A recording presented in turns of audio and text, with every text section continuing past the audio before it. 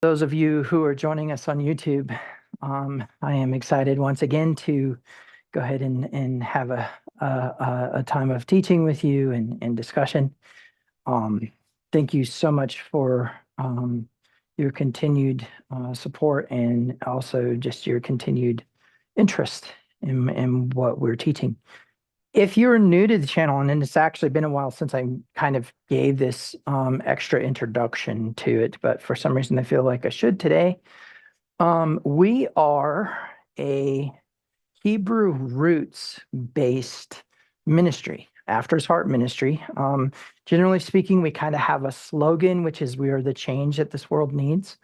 But also we kind of have a model in which we kind of seek out paths to walk with the divine, with the intensification of all power in the universe, what Christianity would call God.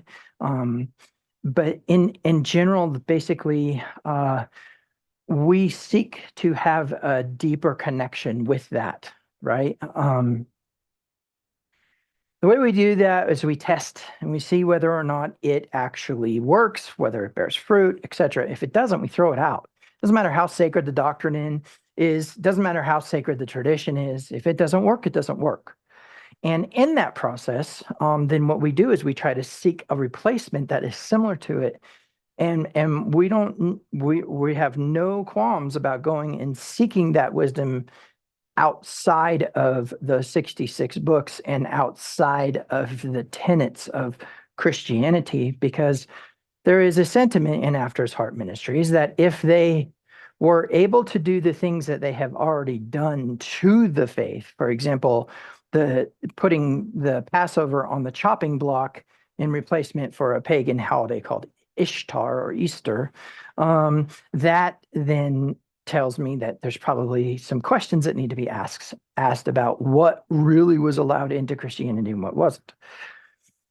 Generally speaking, we are the something's not right ministry. In other words, we will walk into a situation, say something's not right, and instead of just sitting there and taking it, like sitting in a Sunday pew and listening to a preacher and you hear something different in your mind because the intensification of all power in the universe is trying to tell you that you are in the wrong spot, we're the ones that'll get up out of the pew and walk out the door, okay? In fact, the majority of my people who are in my core group are people who have walked out the door, so to speak. Okay. In After His Heart ministry, generally speaking, we teach ancient Hebrew nomadic culture, the language, the ancient pictographic language that's been found on pottery shards, in science known as Proto-Sinaitic. And of course, then we also incorporate the truth of our Messiah. Okay, so that generally is what After His Heart Ministries does. The reason why I brought this up is because this is one of those times where we've got kind of a kind of a change that the world needs situation. So as we have gone through our processes of the cycle of Israel, the seasons, the promise of the rainbow, the strong mind versus the weak mind instead of good versus evil. Notice that good is not necessarily the strong mind. The strong mind versus the weak mind, those type of things. In general, we have addressed those things from the point of view of a function of philosophy and not necessarily looking at the literal. Now, I want to make clear that doesn't exclude the literal, but I want to remind you that when God said, let us make man in our image, that place or that time or that existence was the Hebrew word asa, okay? And asa is to make in the sense of construct, okay? Or to do or action, okay? And so generally speaking, it's actually technically actioning. So really he says, let us action man in our image. Well, that is not the realm of height, width, depth, time, or what we would call the world of formation. You see, in the world of formation, it says, and God formed Adam out of the dust of the ground. So he says, let us make man in our image. That's one world, okay, that is not governed by height, width, depth, or time. In fact, it's probably not governed by any form of mathematics or physics that we know, okay? So that making man in our image isn't actually in this realm. Meaning what? Us as an image of God are not in this realm. In a lot of ways, we are just a construct of the realm of formation of what we really are in the other worlds or in the other realms. Okay. Well, there's a few reasons why this is important. One of the biggest has to do with what we would call the supernatural realm or the heavenly places that are mentioned in Ephesians, right? In Ephesians 5 times, the heavenly places are mentioned. In fact, it's the only book where Paul actually discussed the idea that there is another realm in which we are in operation with. Okay. Of course, that's where we get our spiritual warfare, the armor of God, all that other stuff that has been Christianized, as it were, as opposed to the actual legitimate doctrine. And so in that process, sorry, a notification popped up. I don't know what it was for, but in that process, it basically, we are basically given the information in such a way as to, I don't know, it's mystical, right? It's metaphysical. And so we're not just dealing with physiological processes. When we talk about life in American Christian culture, when we talk about life, especially if we are on the conservative side of politics, when we talk about life, we try to define it in terms of the actual physiological processes that are occurring in a body or in a fetus, etc., right? Which is what? Generally speaking, in its simplicity, adenosine triphosphate is the energy of life. It is the existence of life. It is a chemical composition, is a bioelectrical process. There's nothing spiritual about it. And yet there is yet still something else. There's still life that has nothing to do with the existence of a physiological heat engine, which is pretty much what a body is. The self-heating engine that processes a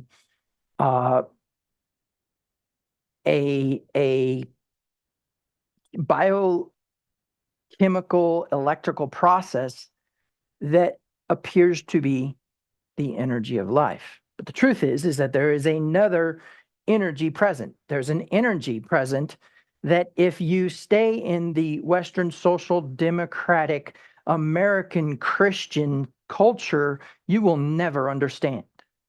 And there are a few reasons why that is true, but one of the biggest reasons why that is true is because it's kind of what we've wanted. What do I mean by that? Well, generally speaking, I can safely say that there were a lot of people who were afraid to have power or afraid to have authority. In fact, I'm gonna give you guys a man secret, and I have curtains drawn so nobody can get a laser beam on my forehead and take a shot at me, because I know sharing man secrets can get you assassinated. But here's a man secret. Men are absolutely terrified of authority. They are scared to be the boss. They are scared to be an authority. The reason for this is because we don't want to let anybody down, okay? And we don't have the masculine validation that we need to have. And so as a tendency of process, we don't know how much we can assert our authority anyways, because of some of the progressivism that has occurred alongside legitimate actual rights that needed to be established for women. Okay, so in all of this, what I'm trying to say is that in general, human beings are afraid of power. Okay, they're afraid of power. What's amazing about it is even though we're afraid of it, we activate it all the time. We use it all the time. We cause certain things to happen all the time as a result of this power that we pretty much have just been endowed with. Okay. Now, there are certain reasons why this point would be relevant. One of the reasons is because humanity has decided that they don't really want a God, okay? They don't really want this sky daddy. There are fundamental Christians and traditional Christians who are trying to hold on to a dying religion. And they're trying to hold on to a dying religion because they don't like change. They don't like the idea that maybe God might present something new. But what's interesting is if you read through his scripture, there is a pattern of introduction of new things along the way. Even the new covenant, which is a slightly inappropriate term for what it actually says in the Hebrew, which is kind of a sense of resurrection process instead of a sense of replacement process. Okay. When we think of new, oftentimes we think in terms of something that we have not known before being brought into our lives. For example, when we're a little kid and we get a new toy, it doesn't replace the old toys that we have, right? But for some reason in Christianity, there's a sentiment that new means replace, when really what it means is new information, right? Well, what is this new information? Well, it's interesting, but there is an ebb and flow of sociological and psychological and civilization processes in which there is a time where there is more power and more authority and a collective conscience, and then there's a breaking apart, and then there's a bringing back together, and then that happens again, and there's a breaking apart.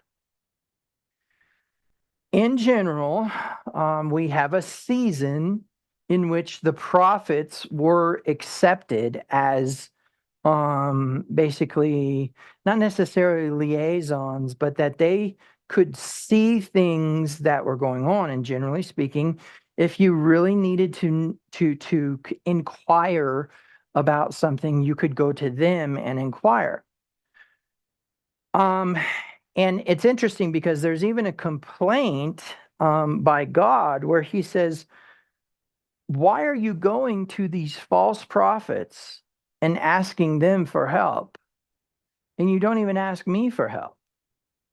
It's interesting how all this works because in the grand scheme of things, we can see that process occurring. So that was one of the reasons why this information is important, is because of the fact that we kind of we're kind of in a period or season in which there is kind of a drawing away from God instead of a drawing to God.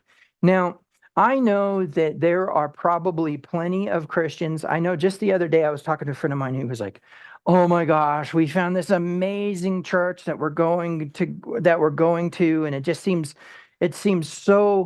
just so on fire for God, and it's this little church and it's traditional." And I'm going, "Oh, great. Yeah, you're going places, buddy." But the truth is that for that person and for that experience, that's exactly what is going on with it. But the truth is that traditional, um, Sunday morning pews is dying away. Now, when I say dying away, I don't mean that the narratives of Yeshua HaMashiach, the Gospels of Christ, are like somehow not having their weight in and not able to stand as information anymore. What I'm saying is there's been too long of an attempt to maintain traditions that are just not present in Scripture. And people are running out of the energy to maintain it because of the adversities that are coming into their lives, and they're going, how come God isn't doing this? Well, because the pulpit told you that, not your Bible, right? In all respect to a person who finds a church and says, oh yeah, you know what, this is a great place, da, da, da, da. All I'm saying is get ready, because that's probably going to empty out pretty soon. And when it empties out, people are going to start kind of seeking their own path, their own individuality of their process. As that happens, we will find more people seeking after spirituality instead of religion, right? Okay. So obviously we see there's an ebb and flow happening here, right? There is yet again a high and a low, a high and a low. A high of what? Of spiritual, cultural, corporate, collective conscience versus individual spirituality. We can see it happen with the prophets, right? So what do we have? We have kind of moving from the dynasty of David, where he is a priest, prophet, and king, right? He's a priest after the order of Melchizedek. He's king of Israel, and he is clearly a prophet by the fact that Psalm 22 is what Yeshua quotes while he is being tortured and killed, right? And Psalm 22 says these things in it that never happened to David. So that's prophecy, right? That's a seeing of a future point in time. So priest, king, prophet, fully anointed of Yahweh, the Lord's anointed. And we see after him a diminishing in the dynasty or rulership of Israel as a unit, and a breaking off of individuals. And when there's that breaking off of individuals, all of a sudden here comes the prophets. And what do the prophets do? They start saying, hey, you guys have abandoned what? The institution of Torah, or you have abandoned the rule of Torah in favor of what? Of whitewashing prophecy, of accepting bribes, and of, according to Ezekiel 22, the priests doing violence to God's law by not teaching the difference between clean and unclean, holy and unholy, the name of God, the Sabbaths, and the feast days. Okay. So the reason that we build this foundation is to understand that when the prophets start to come into power, they're accepted as prophets. They're accepted as prophets of Israel. But as time progresses on, as we start to get into the exiles, the prophets are rejected, not because they didn't tell the truth, but because now there's a need for what? For the community to reunite under God. As that process is occurring and those prophets kind of diminish, we start to see the exilic period, where there's some prophets like Ezekiel and Obadiah make some promises, Habakkuk makes some promises, right? Write these things on a tablet so that you can run with them. It's here, but not yet. It's going to happen in the future, right? These promises of God that there would be what? A Messiah, that there would be a coming or returning back to Jerusalem. All these things were kind of foreign. I mean, even in Jeremiah. I mean, one of the Christian favorites is Jeremiah 29:11. Behold, the plans I have for you, right? Well, that's after the exile, and that's before the 70 years are completed, that Daniel comes and says, okay, there are some changes that need to occur here. This is supposed to be the time when we go back. We're not going back because something's wrong, right? Okay. Again, an ebb and flow. And so there seems to be a process in which There is a connection of community as a result of adversity, and there is a disconnection of community as a result of complacency. Well, that sounds familiar, right? That's the cycle of Israel. So when we're talking about the cycle of Israel, when we graph it out linearly, which I'm going to do in a minute, we'll see that ebb and flow. We're going to see that high and low of spiritual connectivity. Well, in that whole sense and in that whole process, then we're going to start to come into a realization that right now there seems to be a very relevant thing happening in all of this, and I don't want you to miss it. But another part of this is going to be about the individual, and the reason for that is because he left the sonship to us. When Yeshua ascended, there is no mention of him being a son of God in the book of Revelation, but instead the king himself. Okay. And so he leaves the sonship here in what? In height, width, depth, time of what? The Malchut HaShamayim. We are sons of God, B'nai Elohim, right? That's in Romans chapter 8. Well, why is that important? Because sons is plural, meaning what? It's a bunch of individuals making up a whole. And the whole is the sum of all of its parts, right? So each individual part becomes the whole. Well, what is the whole? That is the bride. That's not plural, right? It's not brides, it's bride, okay? And so the bride is a corporate collective connectivity. Well, what's interesting about that is how we arrive at that is interesting, in the sense that it's not what people think, okay?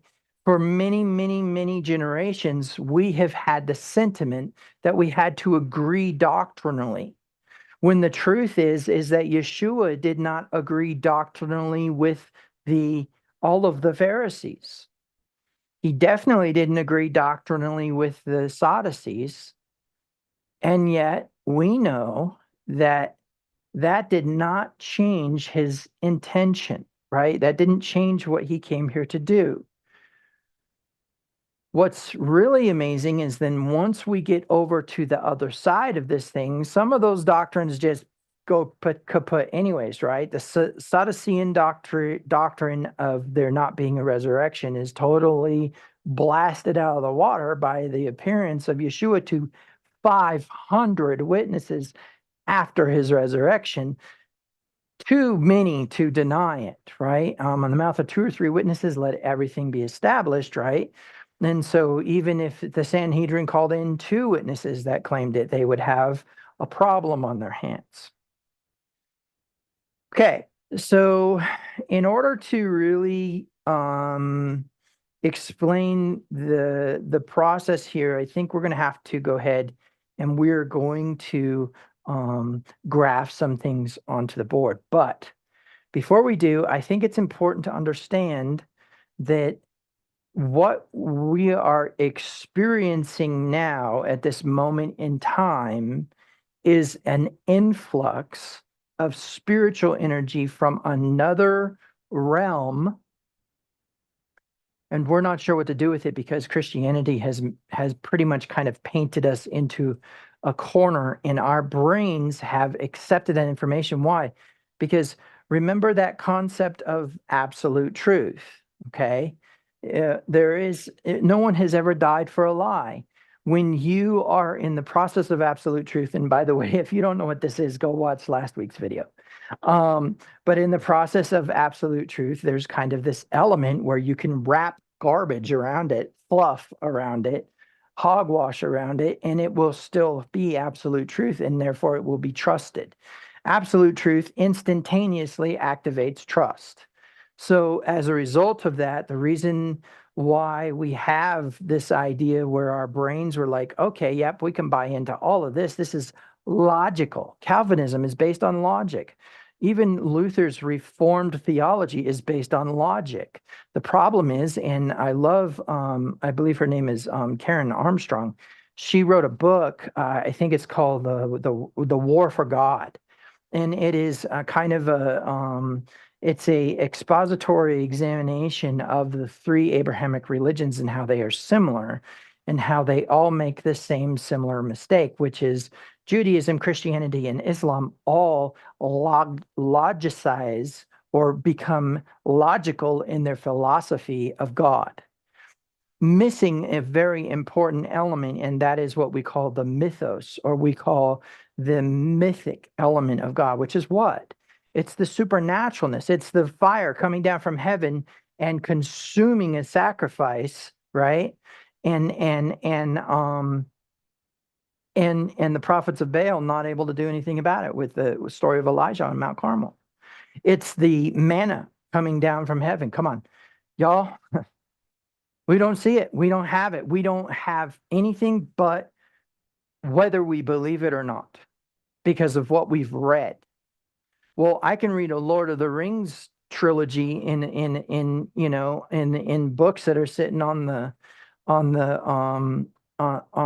shelf and choose to believe or not believe it. What makes the mythos so powerful is it doesn't matter whether you believe it, it's something outside of your ability to tamper with. But here's the interesting thing. It is abundantly clear through enough spiritual experiences to blow any atheism, any traditionalism, and any fundamentalism out of the water in my own circle of influence versus the world's circle of influence, to say that that's not true, that those don't exist, whatever. I have confirmed visions and dreams that have come to pass with witnesses where I told them the dream and then it happened and they're like, hey, yeah, they're worried. And I'm like, hey, I'm still me, chill, So I think that is a relevant and important factor here, is that generally speaking, we have logicized, we have created logic to define theology, and that's just not possible. Okay. Having been a Calvinist, having studied Reformed theology, I understand why it sounds logical. I understand why that presentation exists. I understand why dispensationalism exists. It is so confusing to try to figure out what God is doing throughout history, but there is a consistency if you are willing to accept it, and that consistency is Torah. So as we work through all of these aspects, we come back to the individual. Well, there's something interesting about that. The individual themselves has these experiences, perceptions, etc. Fine, yes, we do what? We generalize, distort, and we delete information as it comes in. We make it what we want it to be based upon the frames of reference that we've been given to begin with. Frames of references that have to do with wounds, limiting beliefs, and a lack of imagination. When we begin to step into our Hebrew roots, we are going contrary to those things that we have been given in the pulpit all those years. Listen, Christianity is an American religion, and generally speaking, it is an American way of life. I know that there are plenty who have progressively moved on from it or have become jaded with it, but in general, this is a Christian nation. But it is not a godly nation. Now, granted, that's probably a foolish term too, because only 5 people in the Bible were actually called men of God, Ish ha-Elohim. So it's probably a rarer designation. But when I say godly, I'm thinking more along the lines of right living, good choices, a general sentiment of social justice. Those things are all present in the Christian religion and in the nation that we live in. But godly in the sense of actually doing what it is that the Bible says to do, no, definitely not. And does that equate to something wrong? Yes, there's our something wrong sentiment, right? There's something off here. Something's wrong. Our brains are not jiving with this. And in its simplicity, this is what it comes down to, is our experiences are overriding some written book. and our experiences are overriding other people's word from God, right? We'll have a friend say, "Oh, the Lord told me this for you."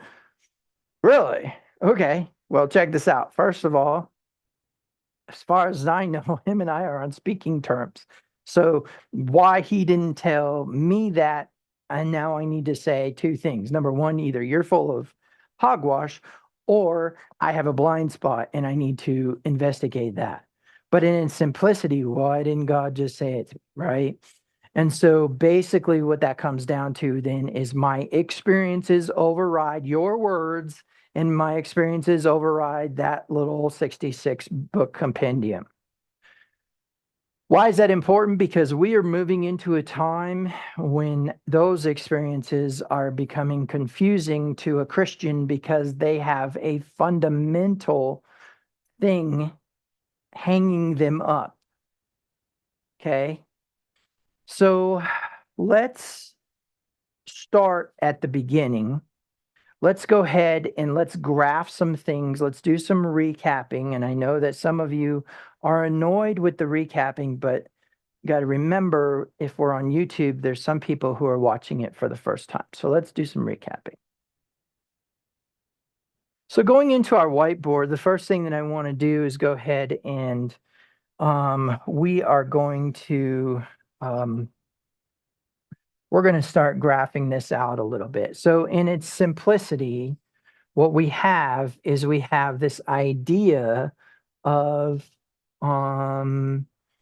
we have an idea of these four quadrants or four sections of the cycle of Israel. Generally speaking, we can call this complacency.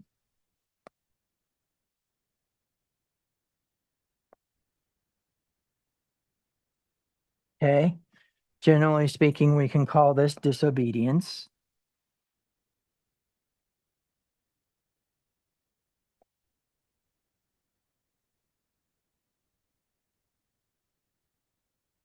Okay. And then we can call this oppression.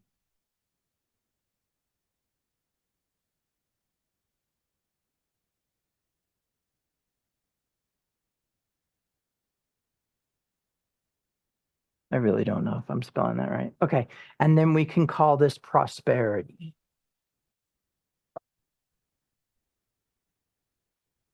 So it's interesting because the oppression element is where we actually have the action of repentance and crying out, or, maybe let's call it the saying of the sinner's prayer, whatever you want to call it. Okay. Because there's kind of this climax of oppression. And one of the things you need to know is that there is a high and a low of each one of these sections. Okay, there is a high and a low of prosperity. There is a high and low of complacency. Do that backwards. There is a high and low of complacency. There is a high and low of disobedience. And there's a high and low of, can do it backwards. There is a high and a low of oppression. So the best way I could explain it to you is there is kind of a increase, and then there's a decrease in all of these. In fact, I'm going to draw this a little bit differently. Instead of doing these, the way I'm going to show it is more like these bulges. All right. And so there's kind of an element here where each one of these bulges, let's see, what do I need to move this? Oh, not the whole thing. I need to move this over just a smidge. Okay, all of it though, right? Okay, move this over. Then I have my bulges coming out in each one of these. Let me explain. The reason why we need to show these bulges is because there's a high point and there's a low point of everything that's going on. And that's very, very important because those are the shock points, if you will, of the change that occurs. Okay. Please understand, This is completely provable with scripture in the book of Judges specifically. Okay, so here's our high points of each one of these. So what I want you to notice is that there's a point where oppression becomes so extraordinarily unbearable, right? That we cry out. That's that moment of crying out. And then what happens is oppression is reduced, right? From here to here, oppression is reduced by what? Self-deliverance. Self-deliverance. I'll explain that in a minute.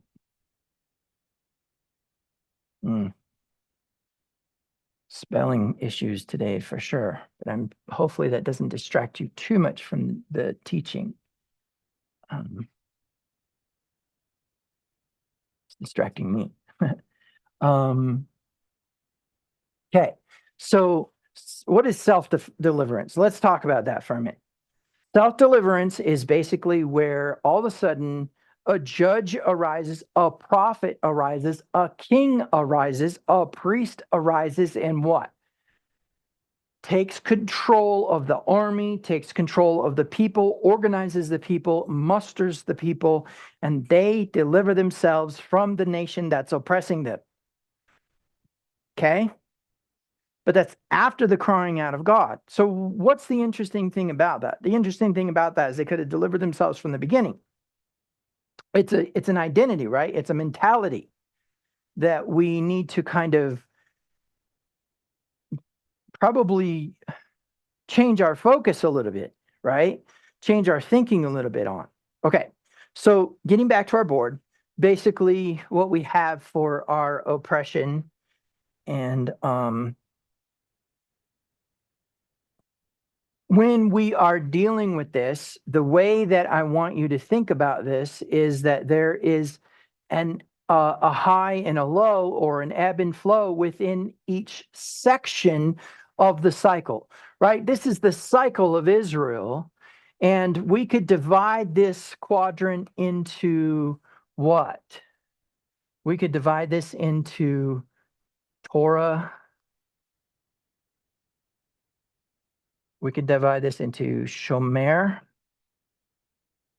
Torah, and we could divide this into Shomer.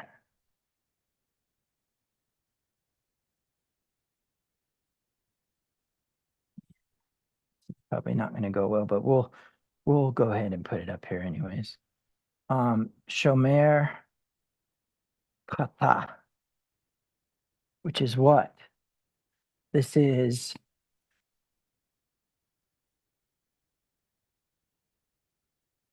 guard sin, or I mean guard Torah. This is guard sin.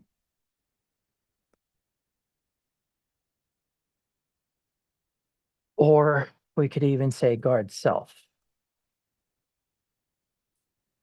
Okay, versus community. Okay, and why do I say that? I say that because the nation of Israel in general is usually, as you could see even in the story of Pinchas, or pronounced in English inappropriately, Phinehas. Pinchas is the guy who stuck the spear through the Moabite woman and the Israelite man in front of the elders of all Israel, who were what? Doing nothing. They were weeping about the sin that was occurring, but they were not doing anything about it. And of course, his zeal gets him to go and actually stick the spear through. And not long after that, they deliver themselves from the Moabite people. Okay.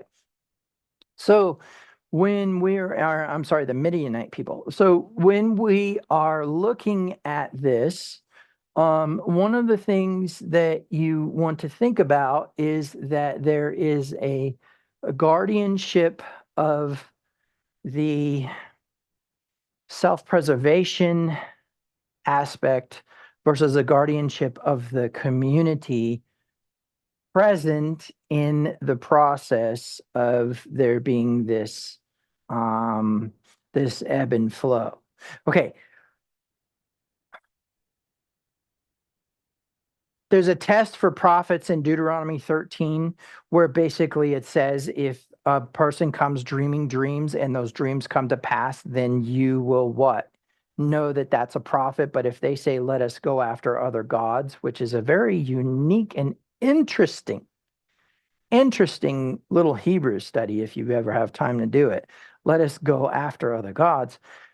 And basically, there is a sentiment or understanding that that makes them a false prophet, right? Okay, well, in that process, they're the ones who end up leading the people away from God, right? This side of the board is away from God. This side of the board is toward God, right? Okay, so this could be away from the tent, toward the tent, right? Okay, so now when we're looking at this cycle, what's interesting about this is that there is an activation of individuality within each area. Okay, so just as much as there is a community, let's do that. Let's divide that with a different color. Let's go green. So just as much as there's an individuality within each hemisphere, there is an individuality within each quadrant. So, or a community or individuality. For example, interestingly enough, the individual in a state of repentance is usually what's activated here. An individual in a state of disobedience is usually what activates that quadrant. Okay. An individual within this section is usually what activates the prosperity, and an individual in this section is usually what activates the complacency.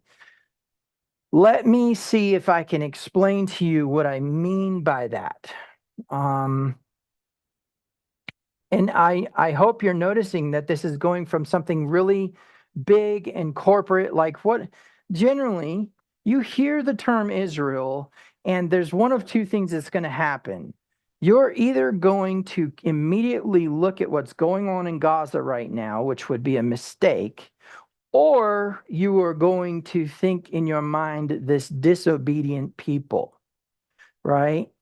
Even if you are Hebrew roots, even if you're after his heart ministry, core group of congregants, that I've had my fair share of saying God divorced Israel, right? The husband, the anthropomorphic image of a husband in the energies in the other realms dismissed the corporate collective conscience of Israel, or the northern kingdom led by the tribe Ephraim, and therefore Ephraim has been divorced or removed from what? From covenantal obligation. Remember, the idea behind that principle is that a husband will send a woman out because she's displeasing to him. That's a whole nother study in itself on what that means. But once she goes out, if she is joined with another husband, she can never return. And therefore, the husband has to die in order for her to be released from that obligation that she was with somebody else. Meaning what? Meaning that the husband, or the anthropomorphic image of the husband, had to die. How did that occur? When Yeshua died, right? The husband died, and now he can be joined. Remember the marriage supper of the Lamb. Now he can be joined to what? To his former wife. Why? Because he died, even though he resurrected, which kind of breaks the rules a little bit. Not breaks the rules, creates a new rule, as it were, which is basically, since he has come back from the dead, he's a new man, and therefore she no longer has the obligation she had before. She can be joined to him again, which is all metaphorical of the concept of redemption, all metaphorical of the concept of salvation, et cetera, et cetera. But the reason why we are looking at this from the point of view of the cycle of Israel and all that is that there's this macrocosmic concept of Israel is in disobedience, not in disobedience, but in general, they are just not statically in a relationship with God, right? But when we start to break down the hemisphere, right, we have the in the tent versus not in the tent. But what's interesting is if we break it down yet again this way, now we have these quadrants. So let's talk about these quadrants a minute. So generally speaking, the way that this is going to go is that, and I kind of misspoke a little bit earlier about the community involvement in that sense. Generally speaking, the way that you want to think about this is it's usually an individual who draws Israel away from God, right? That's why God warns so many times in Torah, do not listen, do not pity your brother, your wife, your son. Do not pity your maidservant or your manservant. Do not pity them if they say, let's go after other gods. Why? Because I do not want pollution in my land. I want my land to be kept holy, etc., etc. So the idea is an individual draws Israel away by saying, "Hey, let's do business with this nation, right? Let's go and let's deal with them." And when we're dealing with Midian, let's go and let's worship their gods. I mean, we want to do business with them, so let's connect with them a little bit socially, right? It's not a big deal. It's just worshiping another god. It's not going to hurt anything. Not realizing that that was the result of the connection in this hemisphere of what? Of the community starting to become complacent or fat. Remember, Jeshurun grew fat and began to kick, right? And so it's interesting because the community here, right, will cry out and deliver themselves, the self-deliverance, right? Which is usually at the unbearable point of the oppression. What's interesting about the oppression is they themselves have become complacent in it. God gives the oppression power here. That's the breaking point or turning point between what? Infestation and oppression, right? The infestation is where they're like, hey, come worship our gods, let's hang out. We can do business together to, oh, you know what? We're going to make a few rules because we don't really trust you we're going to make war with you unless you do what we tell you to. And for all intents and purposes, eventually there's a possession. So there's infestation, oppression, and possession. But the premise is that infestation, possession, and or oppression and possession all kind of are they're in between this point and this point, right? Or I mean, I'm sorry, the oppression to possession part. The infestation is usually about here. Okay. So there's just a little bit of inappropriateness. There's a little maybe consuming the wrong foods, right? Maybe dealing inappropriately with some of God's law, but not anything blatantly out of order. But it's interesting, as all of this occurs, there's a point in time where the infestation comes. Now, when the infestation comes, then there's a point in time where the oppression comes. That is all culminated here, right? Okay, so what's interesting about that is that then this part again becomes a self process, okay? The self process.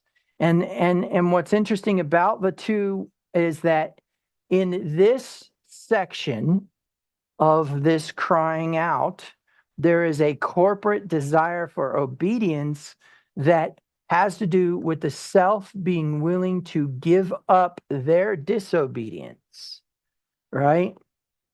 Community cries out, delivers themselves, and a self carries out an obedience to Torah, and eventually that starts to lead into a prosperity in which there is more blessing. Now, let's talk a minute about blessing, because that's something that is important as well.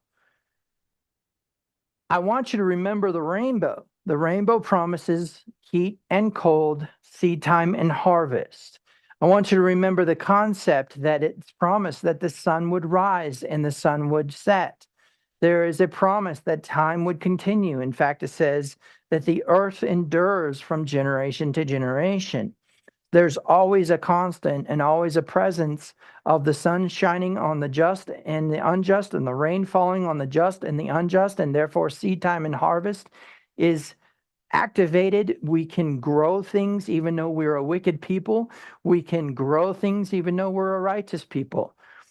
Abundance, blessing, prosperity are the result of a supernatural enhancement of reward upon that, or not reward upon that, of increase upon that, so that now you're getting more than what the nations are getting, or more than what the wicked one is getting, and it's evidence that it's an anomaly, that it's out of the ordinary. It's a demonstration that you are A, obedient, but B, that you are God's, that you are Yahweh's, that you are the Father's child, right? Okay, so when I talk about prosperity and abundance, I'm not talking about just a really good crop. I'm talking about a really good crop plus some, okay? Because we have our fair share of normal agricultural process.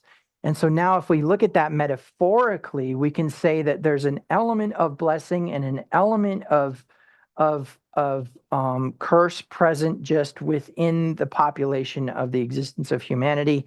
And then there's an abundance of prosperity and a increase upon those who are actually obedient to Torah. The promise in Deuteronomy 28, you be the head and not the tail. The enemy would attack you one way and flee from you 5 ways. That your kneading bowls will be blessed, or your kneading boards will be blessed. Your crops would be blessed, your livestock, etc. Okay, so there's a promise in Torah that is true. Okay, so in that function, then we can see how there is a corporateness here, but that corporateness is more the individual seeking to be obedient.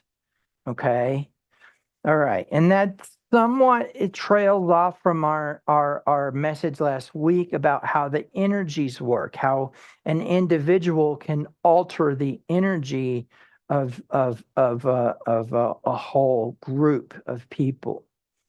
Somebody walks into a room and they have a negative vibe and it offsets the whole room. Okay, so when we are dealing with this, then what we need to understand is that this willingness here to be obedient, this willingness here to be right in living, has started as kind of a fake process, like a fake it till you make it.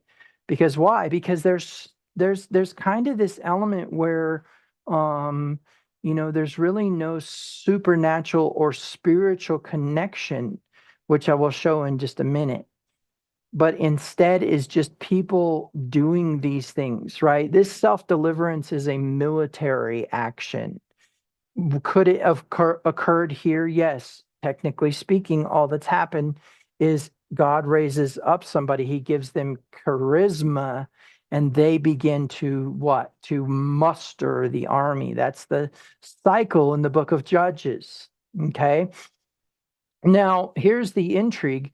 The intrigue is that even then there's a self, there's an individual who activates that process. and then brings the community together, so to speak. Okay. That individual is somebody who's what? Who's open to God, who has not given in to the infestation, and who is coexisting with the possession or oppression.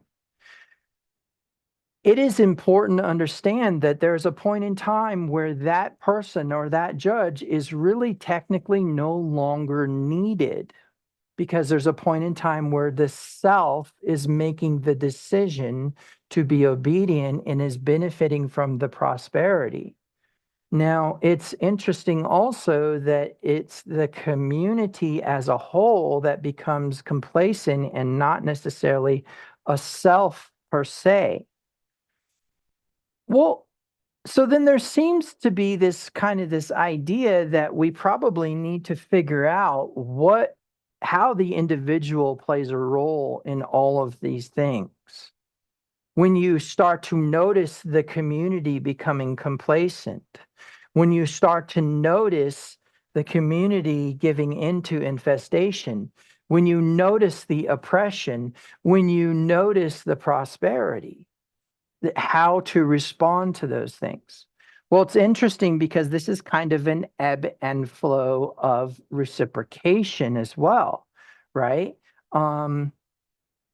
So let's see if we can't graph this a little better in terms of the self, okay?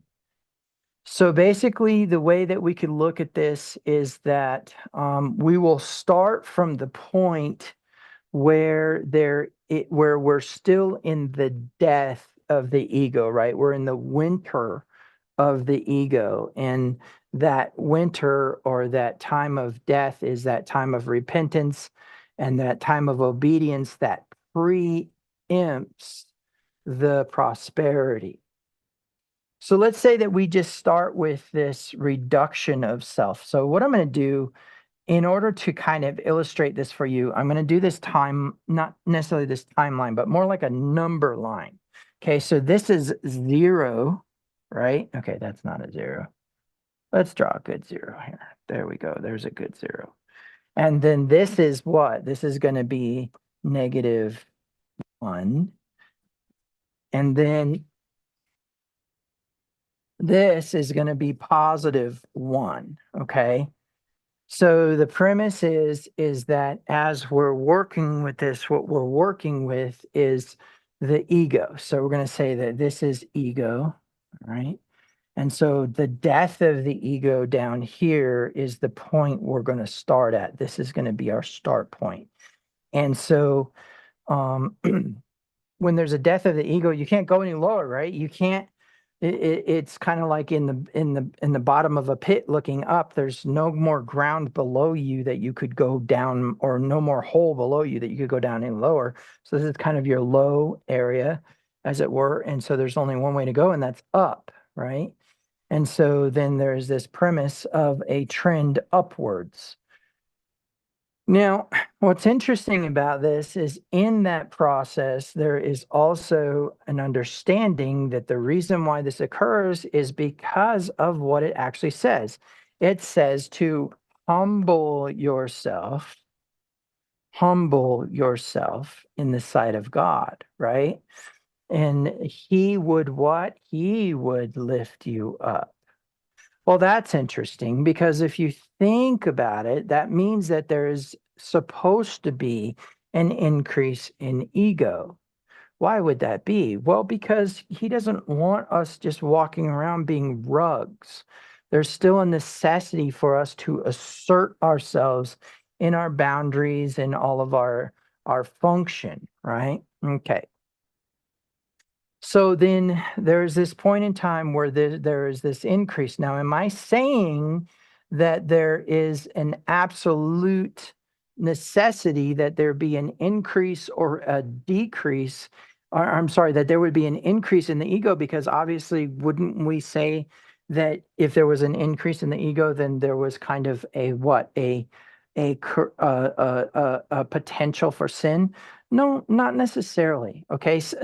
Ego doesn't necessarily equate to sin. It just equates to a lack of Torah. Now, I know that that sounds confusing because why? Because a lack of Torah would be Torahlessness, right? Or a rejection of Torah.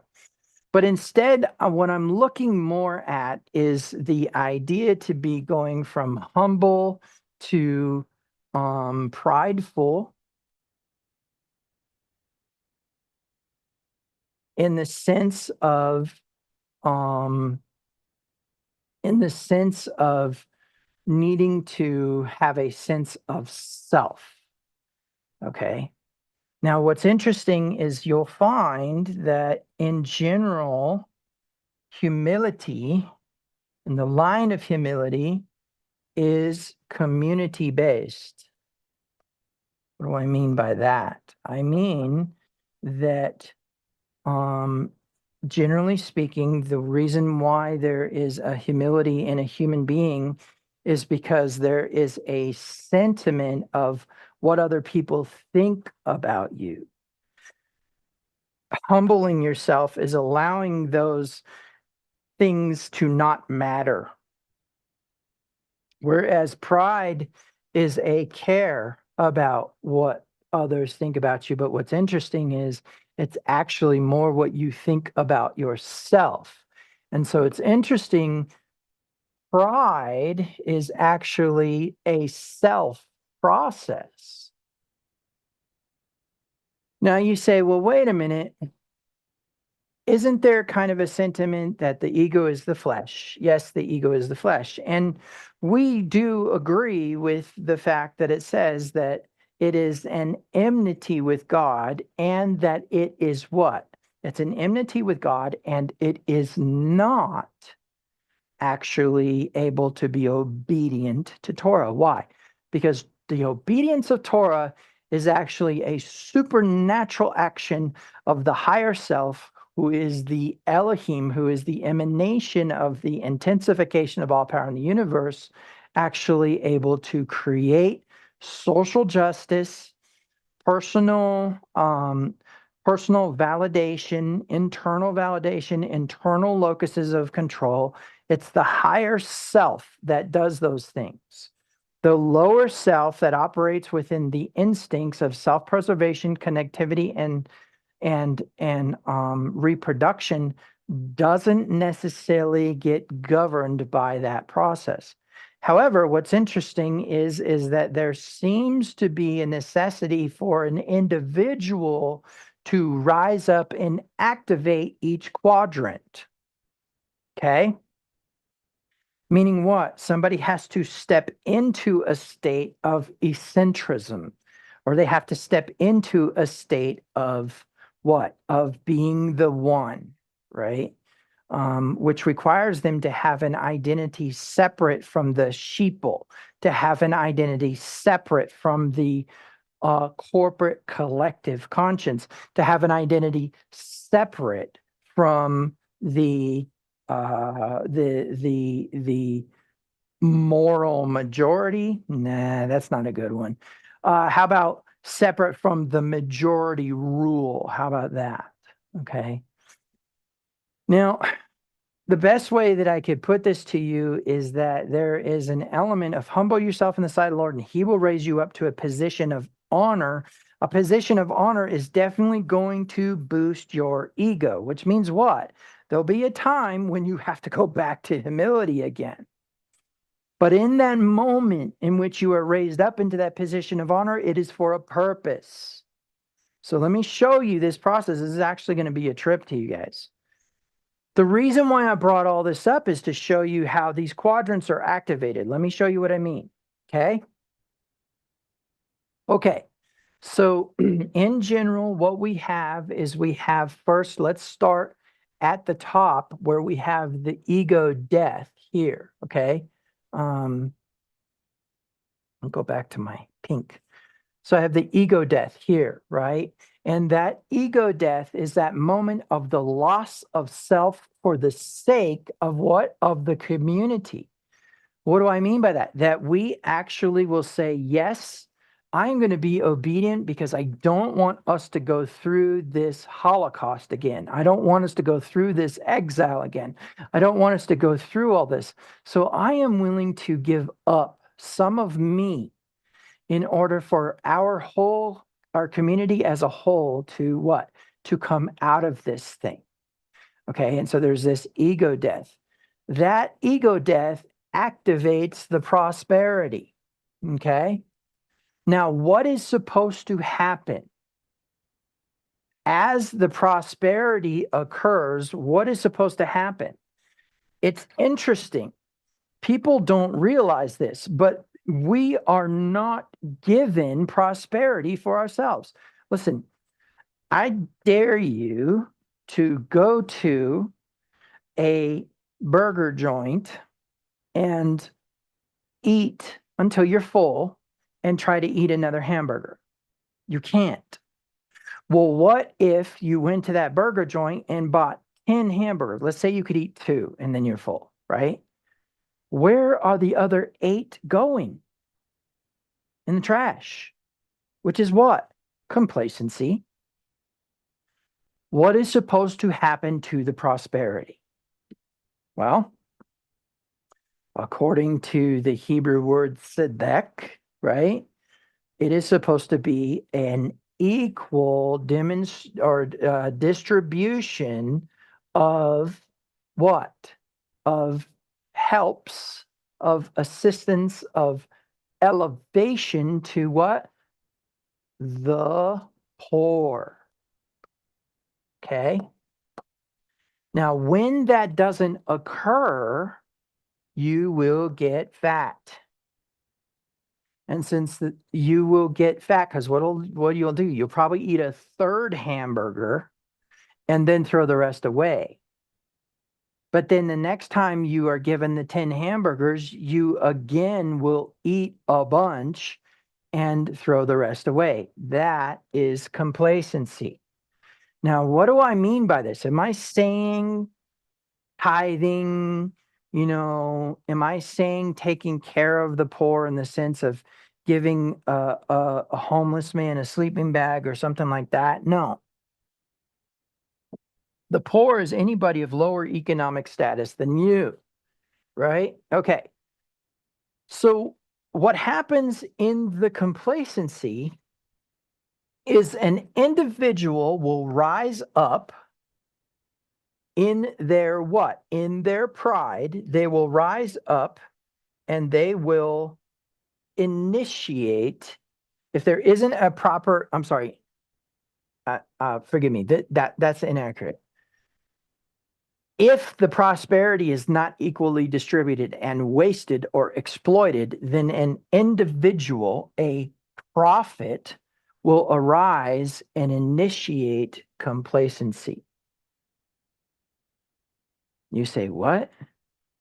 That's right. That there will actually be a individual come along and be instigated by the energies to what? To reduce obedience to Torah. This is where we start to what? This is where we start to say things like, well, we don't know what's become of this Moses, right?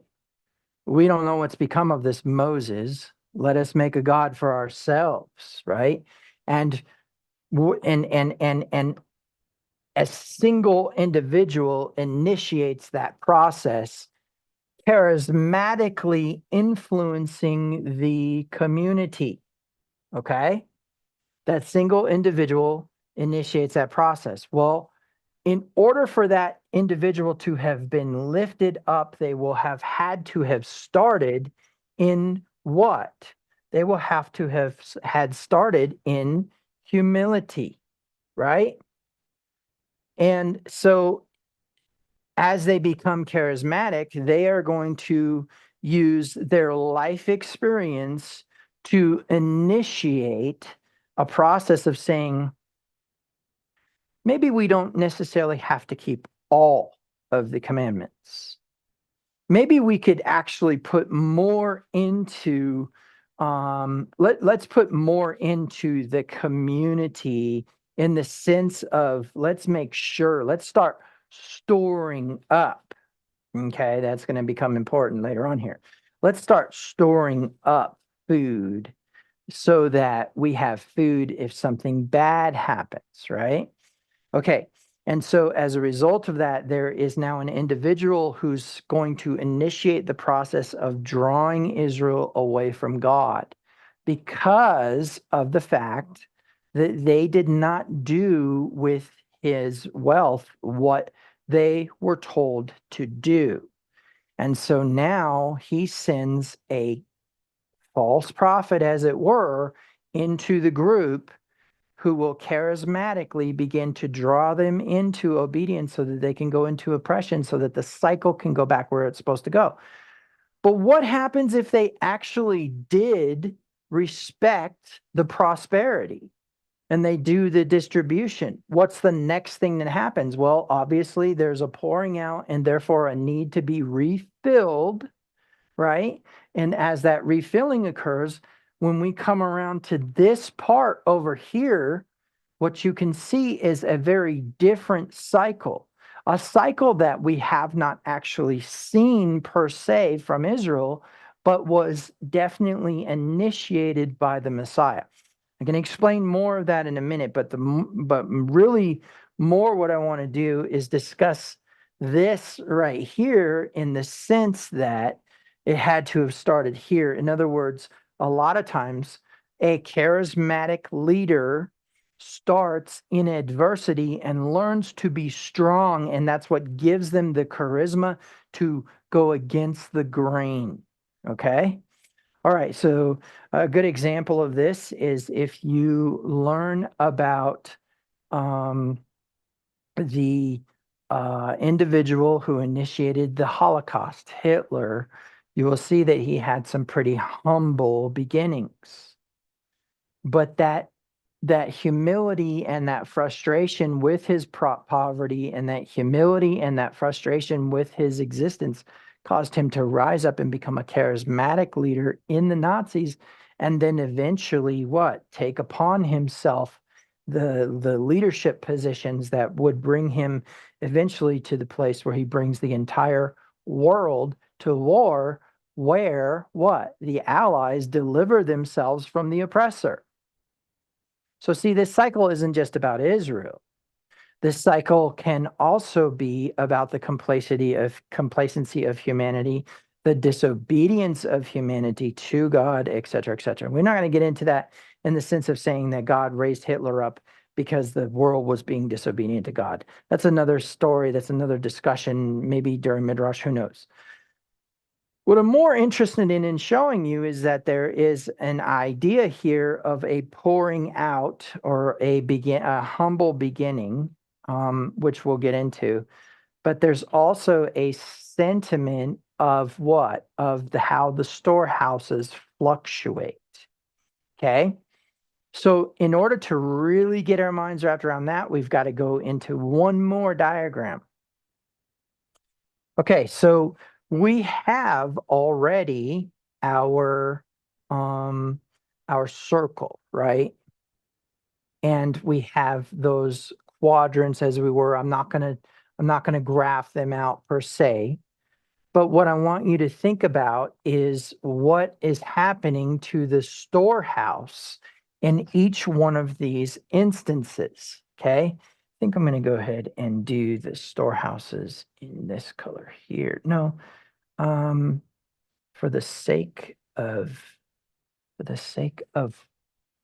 water, we're going to do that different. Okay, so here we have what? We have a storehouse. Here we have a storehouse. Here we have a storehouse. And here we have a storehouse.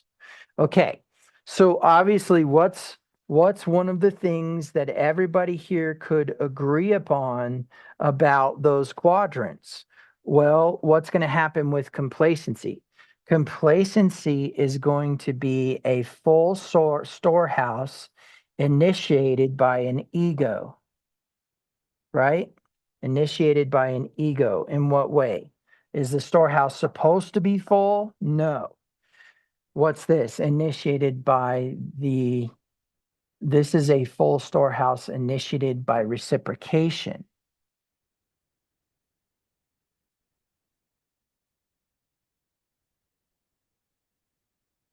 All right. And this is a storehouse that is emptied. Okay. I'm not going to put a certain amount in there. This is a storehouse that is emptied. This is full, by the way, or being filled. Let's do it that way. Let's do it that way.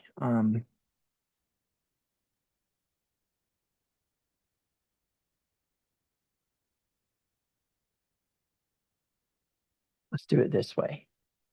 This is being filled, right? This is stored. This is decreasing, and this is empty. Okay. Storehouses in the sense of reciprocation, ego. And then what is this? This is what we would call decrease. Decrease, where there is actually an emptying of this. And then this is lack, right? This is lack. Okay, so when we are dealing with the process here, you can see that, and actually I'm going to also label this as full. I'm not in that color though. I'm going to label this as full. Okay. And so the whole idea here is as obedience is reciprocated, where did obedience start? Obedience started as a result of lack, right? Obedience was like you're sitting there and you're like, oh man, I don't know what happened, but somewhere along the lines, I got out of order. And so I need to become obedient. And what's interesting is your storehouse is the least of your problems, right? You're being oppressed. You're being oppressed. And so now what do we have? We have the initiation of repentance. And between this point and this point in our initiation of repentance, we have what? We have this kind of this simulated obedience, as it were. But then there's a time when it actually turns into actual obedience, where obedience is easy to do again. And so that is the time. And then there is a moment of reaping or reciprocation on that obedience with prosperity. Prosperity is interesting because it's about like kind attracting like kind. What do I mean by that? I mean that if you are obedient in the food, the commandments concerning food, what you ingest into the body, then you will have a reciprocation of the filling of your storehouse in the body. If you're obedient financially in the commandments of tithe, then you are what? You are going to experience a reciprocation of increase in finance, right? If you are obedient to the process of elevation, right? If you're obedient to the process of elevation and rendering honor where honor's due, but also in elevating the poor, not the financially poor, but the mentally, emotionally, spiritually poor, then you will reciprocate in those areas. And again, that increase will occur. This is literally God saying, test me in this and see if I don't fill your storehouses. Well, as the storehouse begins to get full, are we supposed to retain it? Are we supposed to save it? Are we supposed to hold it and use it later? Well, generally speaking, in its simplicity, you do not know what's going to come, so you should distribute it as it comes in, right? There should be a distribution as it comes in. Some of that obviously is a tithe, but there's a point in time in your prosperity where you will give away more than what you earn if you follow this process. Okay. But there is this idea of scarcity mentality, which is ego driven, okay, in which there's a necessity to say, oh, we need to store this up because something might happen. Now, before you get tweaked on the Joseph story, understand those were initiated processes by God. I'm not talking about the Joseph story, and that's not the norm. Okay. Now, in that process, what you need to realize is that if you retain, then there will be a time where there will be a decrease. Because why? A retention does not plant. Look, this is all about, and this is very, very important. This is all about sowing. Okay. And so in that sense, the sowing creates the cycle of reciprocation, right? There's a return to increase again. Whereas if there's a retention, then there is a necessity for what? There to be a filling, or there's a necessity for there to be a reduction. Why? Because here's the crazy part about this. What does God actually want to do? If we were to look at all of these quadrants, I'm gonna put this in purple, and I'm gonna put it big. Where is he in this? Where is his actual desire? That's not a very good word. Where is the intensification of all power in the universe's existence of true intention? It's here. This is what he wants. He wants to bless you so that you can distribute, so that he can reciprocate, so that you can distribute more, so that he can reciprocate, so you can distribute more. Okay? He is not here, and not here. None of these are what he actually wants. This is actually, interestingly enough, those three X's are an activation of Torah. Let me take you to the screen by itself for a minute so you can see this better. He is actually not in this process right here.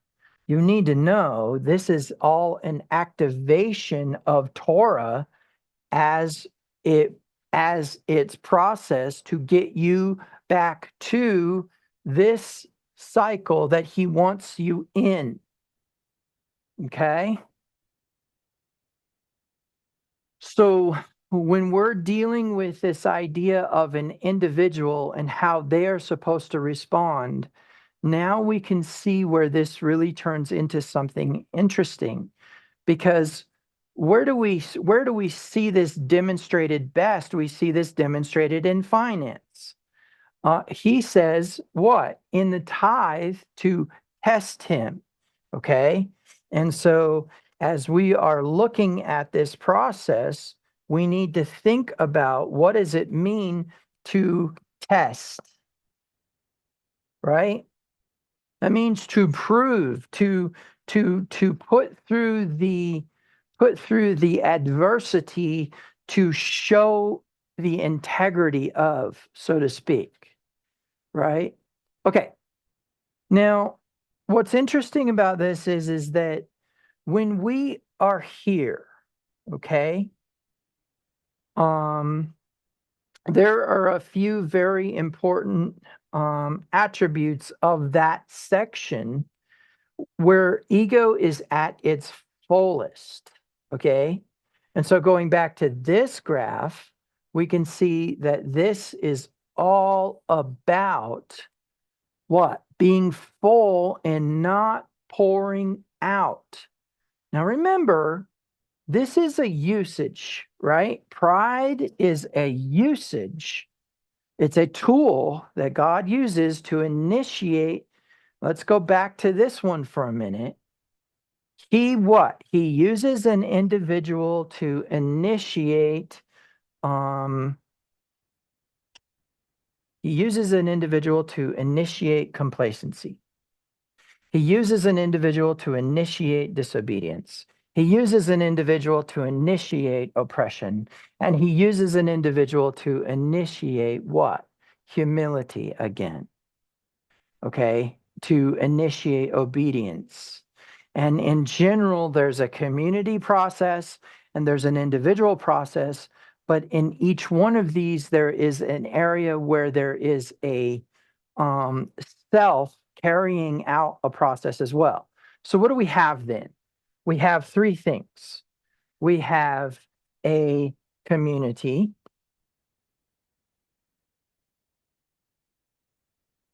right? Which is our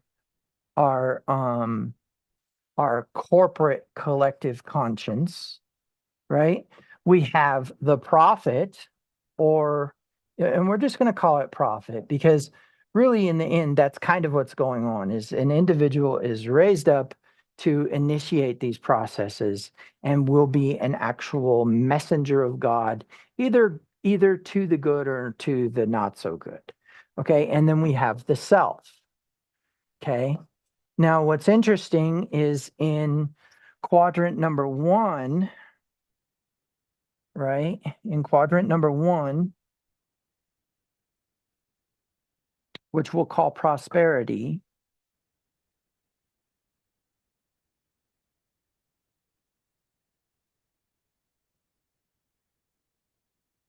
right?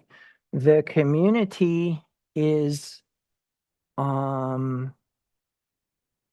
we'll say that the community is strong, or on, let's say the community is on the, we'll call it like the plateau, okay? And actually, let's do this in yellow. We'll call it a plateau, okay? And the prophet is kind of on the decline and the self is on the incline, right? Because it's the individual self being obedient that as a idea of giving up that part of you that doesn't want to be obedient for the sake of the community. So there's kind of a symbiotic relationship there. Then the next level, right, is what? The complacency. And the complacency is where the community is on the decline, right? They're as a group not doing the right thing. And the prophet is probably going to be in this area, right? They're not really influential per se. And the individual is now, actually, you know what? Come to think of it, there is no prophet present during the complacency. There is no prophet present. And then the self is in the state of what? Not so much wanting to be obedient anymore. And then what? Then the third section, we have disobedience. And in the disobedience, what? The community is non-existent, right? They no longer are per se, and actually, maybe this is more of kind of an incline and decline, but the idea is the community is non-existent, the prophet is non-existent, and the self is on the decline, right? And then finally, we have what? The oppression.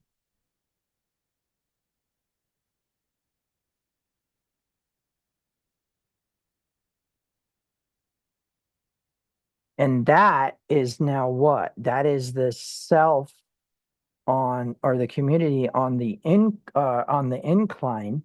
The prophet is definitely on the incline, and the self is non-existent.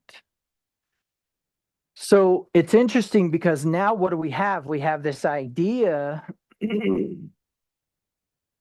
that this is probably a really dangerous place, right? A really dangerous place. It can be avoided, but it unfortunately only exists as a symbiotic connection with complacency. If complacency is not, it doesn't happen. Now remember, complacency is about fatness. It's about the fullness of the vessel. It's about what? It's about taking advantage of prosperity and not equally distributing the abundance. it's dangerous spot, complacency is. In fact, the truth is that the place that you want to really be concerned is in, let's see, is going to be more along the lines of the individual kind of plateauing in their obedience, the community declining in their obedience, right? And the premise of the prophet really not necessarily existing.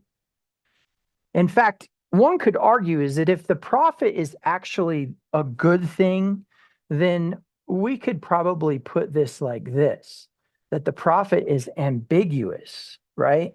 The prophet is actually what? On a plateau where they're not necessarily increasing or decreasing. So that kind of changes the chart a little bit. But the principle is that what we have here is in the prosperity, there's a self-sacrifice, right? There's a self-sacrifice, a giving up of self, a willingness to be obedient.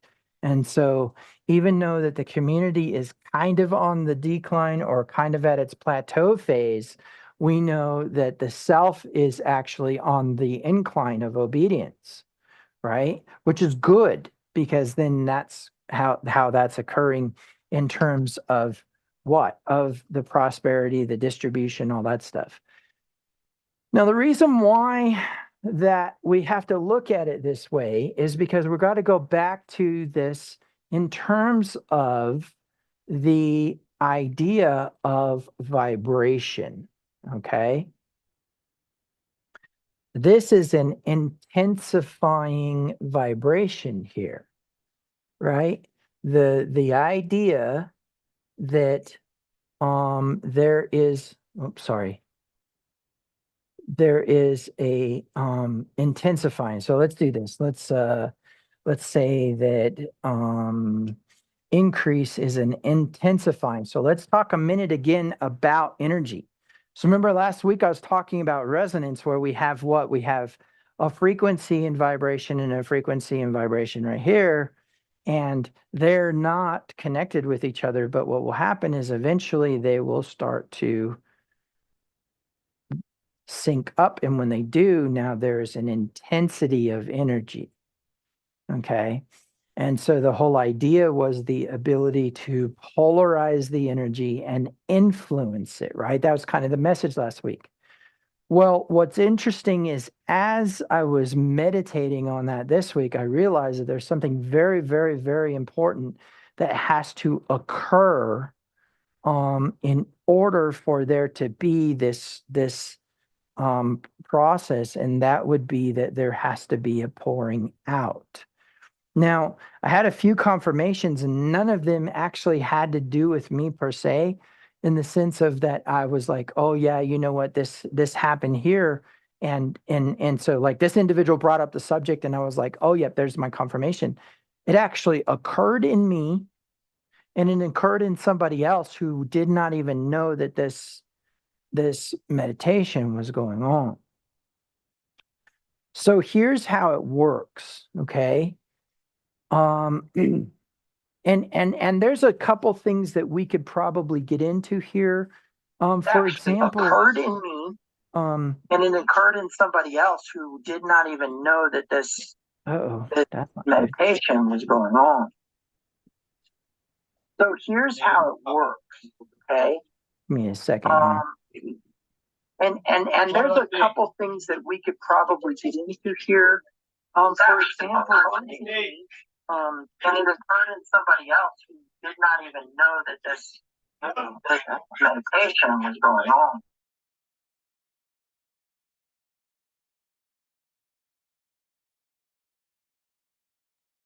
I do not know what happened there. Let's see here. That's weird. That was like some crazy feedback. Okay. So, I will figure out what that was and maybe go in and edit that. But, let me make sure I'm still on YouTube. Yep. Okay. All right. Sorry about that interruption. Okay. So what we need to do is, for example, what we've got going on here is like, for example, with lack, in terms of energy, you are in a state of lack of energy when you have done something that has caused your energy to be what? Taken away, right? That would be here, right? In that process, it'd be almost in that process of disobedience. You have that idea of there being a decrease or a stealing of your energy. And what's interesting about this, okay? So if decrease is about a reduction in the storehouse as a result of the fact that the storehouse was full, all right, and we can get into this in a minute, but the idea is that decrease is now reducing the amount of whatever in the storehouse. Then we get into the idea that disobedience has an incongruity or a cognitive dissonance attached to it, in which we are willing to give up our energy that somebody is trying to steal. And remember, there is this idea that there is an individual appointed to initiate the state of disobedience or the state of oppression. And so in that thought process, the way you can think about this is when you become disobedient to God's teaching and instruction, okay, which explains to you how to have social justice, how to have self-validation, like internal validation versus external validation, teaches you how to have an internal locus of control. In those processes, what we have is a concept of an individual coming along and stealing your energy, and you not being in this strong mind because of the cognitive dissonance of disobedience. Does that make sense? Let's see if I could explain it a little bit different. When you're a little kid and you go and you do something to get in trouble with your parents, at that moment when you've done it, before you get caught, there is an awakening of your conscience. And during those times, you are not able to be completely connected with your parents, right? Maybe you isolate a little bit extra, whatever, right? But the point is that you know you've done this bad thing, and so you don't really want to be around them because you know when you get caught, you're going to be in trouble. And so there's this idea of almost kind of a disassociation or maybe a disfellowshipping from your parents. If in that process, then you could accept that during that time, a sibling comes along and tries to manipulate you or, torture you as siblings do or whatever, there's going to be less of a confidence and less of an ability to be resilient or to react or to be responsive and not be reactive. Okay. So that's the whole idea here, right? Is that he appoints someone to come steal your energy because why? You're not in a strong mind. And what's going to happen? You're going to dump. You're going to dump all of it out, right? So now what? You are emptied out and ready to be filled again. Do you see that? And so now as the emptying out occurs and you are ready to be filled again, you're going to be filled as a result of what? Reciprocation, which means you have to initiate the process first, right? Okay, so the whole idea here is that as you identify with this pouring out process, you will understand that as your storehouse empties out, you again will want to initiate the process of reciprocation. Now, what's crazy about this is as that pouring out occurs, as adversity is appointed to steal your energy, to get you to what? Realize that you're not operating in a strong mind. Strong minds don't dump their energy. Strong minds freely give their energy. And if their energy is not correctly dealt with, then they will retain it. Okay. That's that idea when Yeshua says, go and go into a city. If your peace is received, then stay there. If it is not, let it return to you and dust your feet off. And so now what we get into is the idea that there is a proper emptying of the storehouse and an improper emptying of the storehouse. Remember, lack and decrease is not the intention. I didn't say will of God, because Torah is the will of God. And Deuteronomy 28 says, if you don't do these things, you will be the tail and not the head. That is the side, that is the hemisphere of outside the tent, right? But what are we supposed to do? We're supposed to go outside the tent and tame the outside, grow the crops, plant the seeds, right? And tame the animals. And so, or tame the weak minds. Remember that message? And so the whole idea here is as there is an oppression, there is a complete emptying of self again, right? It's that idea of brokenness. It's that moment when you're like, okay, I can't maintain this false identity anymore. I have nothing left to give. I give up. I'm tired. I'm finished. I can't deal with this. And so, okay, go ahead, God, do whatever you're going to do. I don't care. You know what? Just kill me. I don't care. You don't realize that at that moment, the vessel is fully emptied. And now you are ready for the reciprocation process by sowing into, right? Okay. So the way that we need to think about this is more along the lines of a witness to our process. Let me explain what I mean. Okay. So if we have let's go to the board. If we have a pitcher, okay, of water, and we have a glass, right? And the glass is empty, and in the process of there being a pouring out, basically what happens is as there's a pouring out, there is a reduction in what is in the pitcher, and there is an increase in what is in the vessel. This obviously means that there is what? There is a greater vessel able to pour out.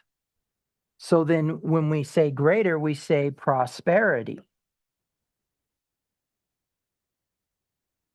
right? And what is the vessel? The poor, right? But what's interesting is the idea of increase is actually a process of reciprocation.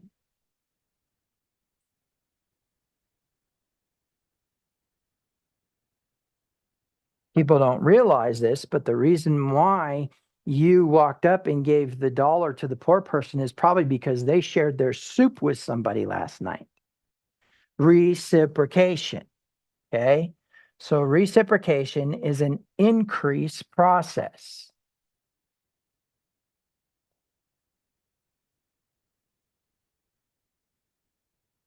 Okay? It's an increase process. The pouring out is a decrease process.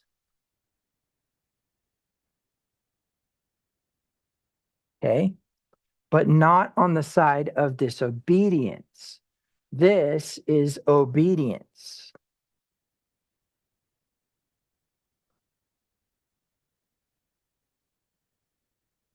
Okay. So the pouring out creates increase here. Okay. So that's one part of this. But then somewhere along the lines, this is empty enough that it needs what? More from something greater than itself, which puts itself more as like the intermediary or a emanation. Okay.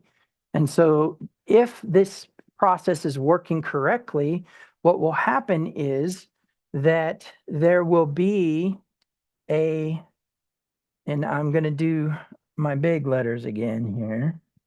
There will be a sowing, right? And there will be a reaping. Okay. Now, here's the deal.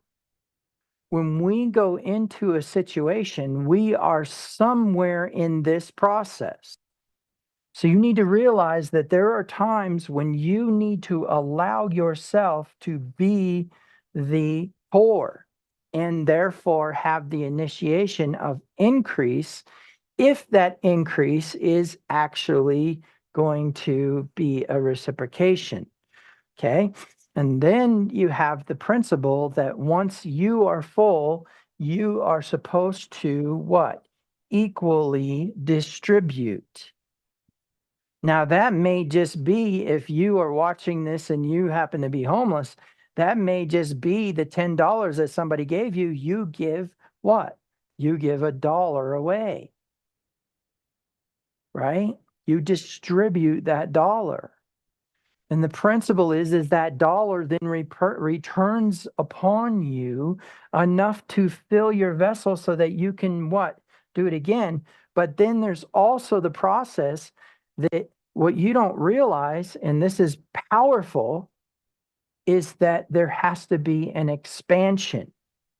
And I'll explain that in a minute. But the short version is you can't hold what you reap. Okay. Which means what? You need to build more storehouses? Yes, kind of, but more along the lines of an expansion. So I will explain expansion here in a minute, but what I want you to get through your mind is that you need to empty yourself in order to be filled again, in order to fill someone again. Remember, you're only going to consume a small amount of this, okay? You are the vessel. You are being filled. Some of that's for you. Yes, of course. Look, he wouldn't say he wouldn't say go to Jerusalem, buy whatever you want, eat whatever you want, buy alcohol and party, but make sure that the poor are able to as well if he wasn't going to give you enough for the poor, which means you're a bigger vessel than the poor. But if the poor themselves do the same process, I mean, here's the crazy part is somewhere in this process, we need to realize that there is an infinity to this. Why? Because there is another little vessel, right? And that other little vessel is what? Is going to be poured into by the greater vessel. And look, there's even a smaller vessel. Do you see this process? What does that mean? That means that in order for you to reap, there has to be an expansion. You can't stay here if you're obedient. You can't. You will not stay the poor forever. Someone else will come along and be that vessel to be poured into. So now we need to talk about the thought process of expansion here, okay? So the principle is that if you are a vessel, okay, and you are all the way full, and you need to be poured into, then the only way that that works is if there is actually an outward increase in all areas of you, okay? When that expansion occurs, let me show you what's going to happen. First of all, that expansion is going to create a bigger vessel in order to hold more. So now the amount that we did have in the smaller vessel that we were now has increased. But what's interesting about that is now all of this here. Let's see, that's fine. I can actually do that way. All of this here is empty. Okay. Now, what's interesting about that is when can you receive the reciprocation? Only after you have been completely filled up and reaping is coming, which means what? There will be a moment in which a new void will be created within you. Let me tell you something about expansion. It hurts. It hurts. There is a stretching, a increasing in voidness. Okay. But it's because of what is coming, right? There needed to be room made, and we don't want to empty out what we've already been blessed with because we're already distributing it. You need a bigger storehouse. So there's one of two ways that this is going to go down. Either A, you are going to become reactive to the emptiness and not wait for the filling, or you are going to become disobedient, and therefore all of this right here, let's get rid of this. All of this right here, all of this right here will then decrease. Okay, so now you see how the individual operates within this community process, right? Remember, he left the sonship for us. He left for us a way to be the individual and be obedient. But that sonship is a son of God, an Elohim. That sonship is actually a spiritual energy. And that spiritual energy has to flow. It cannot be stagnant. It cannot be stored up. When Yahweh says in his statement about asking them to tithe and telling them to test him and see whether or not their storehouses will be filled, what would happen if in the moment when he gave that prophecy, their storehouses were full? Where's that extra going to go? You either have to build a new storehouse, right? Or there has to be an emptying. And if there's an emptying, that means that you refuse to distribute. And if you refused to distribute, then that emptying will be a decrease because of a cognitive dissonance that says that you are not a high maintenance child of God, but you are some other lower life form. And therefore, you actually are pretending to be poor when you're not, which is a deception, right? But what's interesting about that is that's when he will send somebody to steal your energy and you will decrease. Why? You're reciprocating theft. What is the theft? Not distributing what he gave you to distribute. It's actually in a weird sort of way, it is the illegal allocation of funds. You were given a certain amount to distribute to everybody else. Yes, you were given some to consume for yourself, but you were given a certain amount to distribute to other people to sow, right? You choose not to sow it, and therefore now he's going to send somebody to steal from you because you stole from him. That is the function here. So now as you go into a situation, so now you walk into a situation, there's three things you need to be aware of.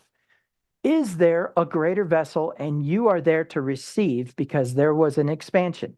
You will know if there was an expansion because you will say, wait a minute, I have been obedient and I have emptied myself and I know I'm full again, but I am in the process of emptying myself again, but there's still a void. Something's still off. Remember where the something's off ministry? Something is still off.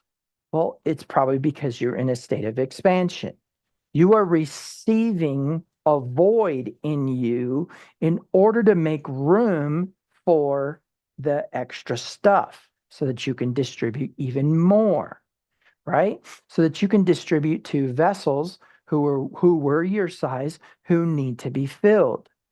This is that ever expanding outward, upward, right? In this whole process of this huge outward, upward expansion, but really technically it's spherical. It's out in all directions, right? So it's not just people you like. It's not just people who are in your political circle of influence. It's not just people who are within your religion. It's not just people, it is everyone. Remember, Yeshua told the Jews who did not know who he was, they were unbelieving Jews. You are the ore of the world. You are the light of the world. You are the strong mind of the world. Don't put it under a bushel. Distribute that strength. Elevate people into a state of strong mind. Help them understand that they too are a strong mind. It's not about religion. It's not about salvation. It's not about whether somebody is right or wrong. It's about the fact that they are also a child of God. Are they in a bad identity right now? Yep, of course. That's a given. So what's the idea here? Pouring yourself out, as it were. Well, here's the interesting thing about it. If you have an expulsion of energy or an expulsion, a hemorrhaging of cash, or an expulsion of mental process, or an expulsion of emotion, you're emptied. You're ready. So how do you reinitiate the process? Well, it's interesting. People don't realize this, but they need to what? They need to initiate the process with sowing. That's right.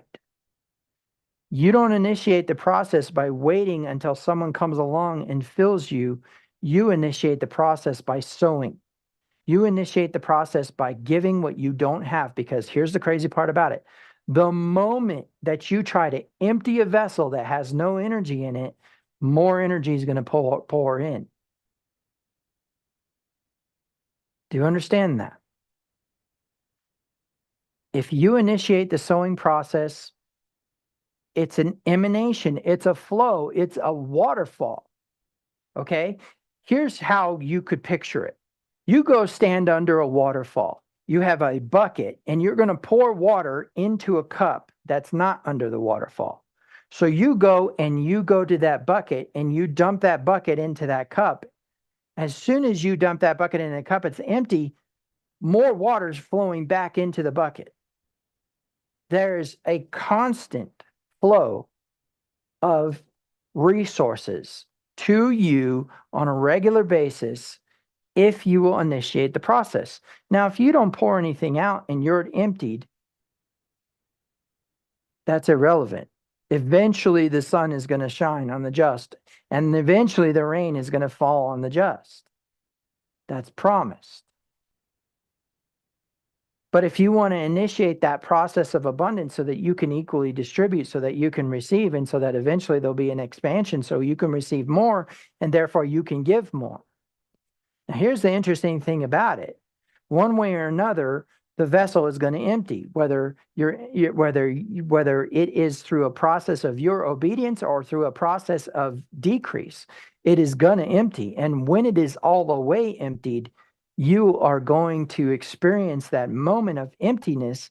And then there is going to be a need for something greater than you to fill you. Okay. If it's an expansion time, then that can be very uncomfortable. Expansion is very, very uncomfortable.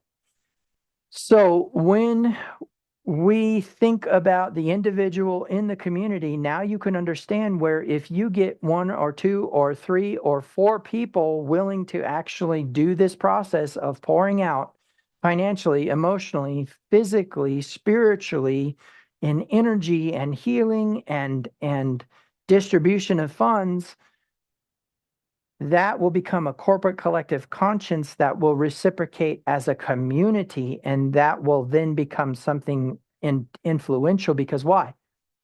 He who has the gold makes the rules, right?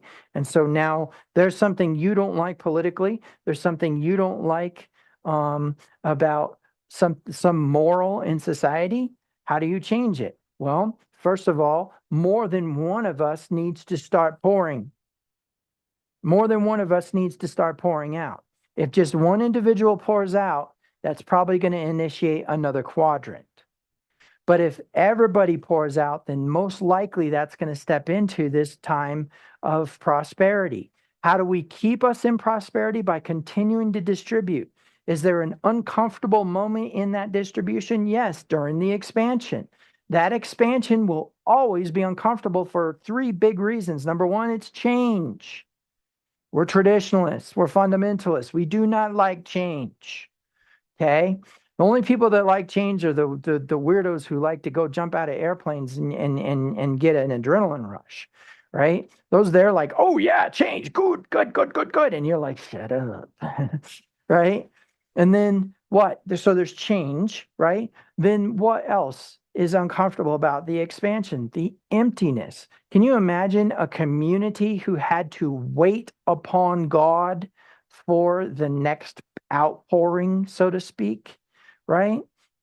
And then there is the principle or the idea that expansion stretches you. It pulls at your boundaries, your comfort zones, as it were, right?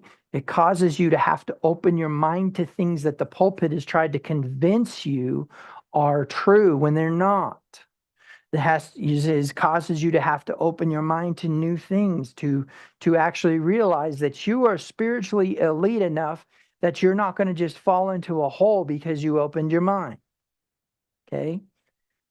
This is going to require you to what? Maintain a strong mind when there's a discomfort, which is not fun. Expansion is very, very uncomfortable. There's no other way for me to put it. You're not going to like it.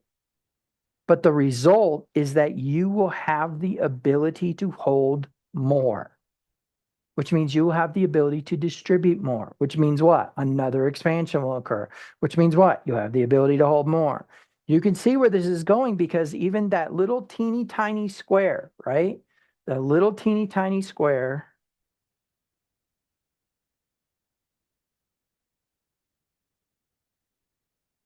that little teeny tiny square is a part of the process. This is you in that process, right? But that little teeny tiny square is part of the process, which means what? He's creating little tiny vessels that have nothing, that need something, so that they can distribute, so that they can expand, so that they can receive more. Okay? Okay.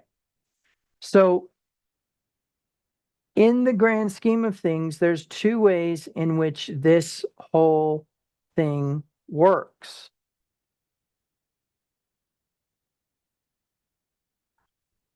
First of all, there's either going to be a cycle that continues to go through this process over and over, or you will go through this process And if you continue to stay stuck, you'll go through the entire process over and over and over again. Where is the will of God? The will of God or the intention of God is present in the area of reciprocation. The other parts, the ego, the decrease, and the lack are all part of what? Of human dysfunction.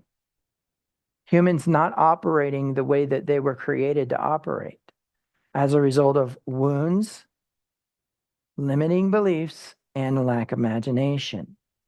And so what's crazy about this is, let's say 80% of humanity is stuck in this cycle. 10% of humanity has realized it and actually do the process. And another 10% of humanity are the problem that is actually influencing the rest of the 80% of humanity to be there. An individual will initiate the quadrants. An individual, a charismatic individual or a prophet will initiate the quadrants as their ego builds as a result of a humility that they had or they went through. So that means that even in that truth, this is also initiated by an individual. This thought process or this premise of you sowing, reaping, sowing, reaping, sowing, reaping will be initiated by an individual. And it will be continued by charismatic individuals who remind us, oh, hey, guys, I see that your storehouse is getting a little bit full. I got this whole list of people who need stuff. And as long as the abundance mentality and not the scarcity mentality is in operation, you will continue in this prosperity cycle. Okay. But remember the expansion. That can look a lot like decrease. And you can go in your mind and say, oh, well, I must have been disobedient. That's why I'm not receiving right now. When the truth is that what's actually happening is a void is being created within you so that you can hold more. You're being remodeled. Okay. So keep that in mind. There will be times where God will get quiet. There will be times where life will get rough, and it won't be because you were bad. In fact, we make the mistake of thinking that. We make the mistake of thinking, oh man, I'm just getting what I deserve. When the truth is it's very possible that one of the reasons why it's occurring is because of that void that's being created. So, in the end, pour yourself out. If you don't hear anything else today, pour yourself out, because an empty vessel is usable, right? Whether you went through decrease and lack to get there, or whether you went through an act of pouring yourself out, it will be filled again. And when it is filled again, then you can equally distribute. Okay. All right. For those of you who are on YouTube, I will say Shabbat Shalom. And thank you for joining us. And for those of you who are still in the room, I'll need a minute to set up.